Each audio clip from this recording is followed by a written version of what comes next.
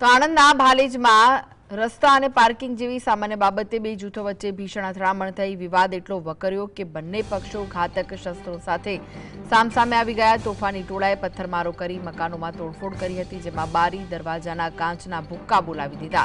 આ હિંસક ઘટનામાં 6 થી વધુ લોકો ઘાયલ થયા, જેમને સારવાર અર્થે આણંદની જનરલ હોસ્પિટલ ખસેડાયા છે। સ્થિતિની ગંભીરતા જોતા 3 ઇજાગ્રસ્તોને વધુ સારવાર માટે ખાનગી હોસ્પિટલ રિફર કરાયા છે।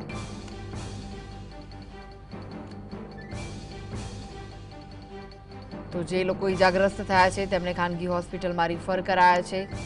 પાર્કિંગ જેવી સામાન્ય બાબતે બે જૂથો વચ્ચે ભીષણ અથડામણ થઈ હતી। વિવાદ એટલો વકર્યો કે બંને પક્ષો ઘાતક શસ્ત્રો સાથે સામસામે આવી ગયા। તોફાની ટોળાએ પથ્થરમારો કરી મકાનોમાં તોડફોડ કરી, જેમાં બારી દરવાજાના કાચના ભૂક્કા બોલાવી દીધા હતા। આ હિંસક ઘટનામાં 6 થી વધુ લોકો ઘાયલ થયા।